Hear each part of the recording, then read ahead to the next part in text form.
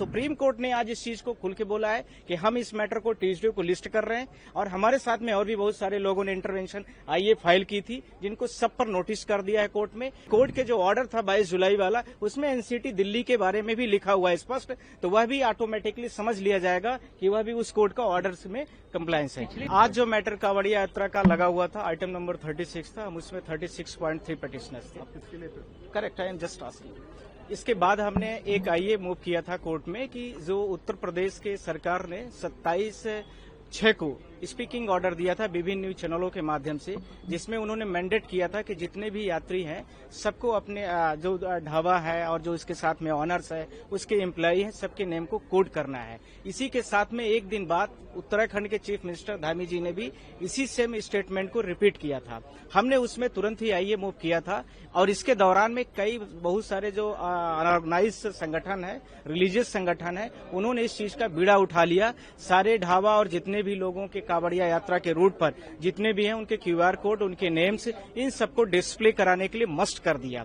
और इसके साथ में उनमें 5-6 हजार लोग थे। जो लोगों पर उनको डाउट कंडीशन थी, उस डाउट कंडीशन के लिए उन्होंने कपड़े उतरवाने की शुरुआत की, जैसा कि मुझे न्यूज चैनलों के माध्यम से भी पता चला है और न्यूज को भी मैं कोट कर रहा हूँ, आज तक वगैरह में और विभिन्न चैनलों में भी इन चीजों को दिखाया गया। साथ में कोर्ट से मैंने यह बोला था कि क्या उत्तर प्रदेश सरकार हो या राज्य सरकार कोई भी हो, इस प्रकार के मैकेनिज्म सिस्टम जो चल रहे हैं, क्या सरकारें कमजोर हो गई हैं? क्या इस प्रकार के कोई भी रिलीजियस व्यक्ति हो, क्या उसके पास ये राइट्स है, या हमें आप कोई भी संबंधित व्यक्ति है, उन संबंधित व्यक्ति के पास क्या ये पावर है कि किसी भी व्यक्ति का हम पूरा नेम डिस्प्ले कराएं, उसके रिलीजन्स के बारे में बताएं, यदि वो डाउटफुल कंडीशन में आता है तो उसके कपड़े उतरवा लें। तो इसके लिए तो स्टेट के मैकेनिज्म में पूरा पुलिस प्रशासन है, लोकल एडमिनिस्ट्रेशन है, इस आधार पर क्या स्टेट गवर्नमेंट फेलुअर हो गई है? ये मेरा प्रश्न था। जो चीजें हो, 22 जुलाई को सुप्रीम कोर्ट का जो हम लोगों के पिटीशन पर ऑर्डर था, उसी ऑर्डर्स को कंप्लायंस करने के लिए बोला गया था कि हाई कोर्ट स्टेट गवर्नमेंट्स और सेंट्रल गवर्नमेंट जहां जैसी आवश्यकताएं हैं वहां पर ऐसे लोकल व्यक्तियों को तत्काल रोका जाए और जो 22 जुलाई वाला कोर्ट का ऑर्डर है, सुप्रीम कोर्ट का जो ऑर्डर है, उस ऑर्डर्स को तत्काल ही उस पे पूरे देश पे लागू किया जाए। इसको लेकर के था सुप्रीम कोर्ट ने आज इस चीज को खुल के बोला है कि हम इस मैटर को ट्यूसडे को लिस्ट कर रहे हैं और हमारे साथ में और भी बहुत सारे लोगों ने इंटरवेंशन आईए फाइल की थी, जिनको सब पर नोटिस कर दिया है कोर्ट में। पर हमारे में जो पार्टीज हैं वो 3 स्टेट है। सबसे पहले उत्तर प्रदेश, दूसरा है उत्तराखंड और इसके साथ में मध्य प्रदेश।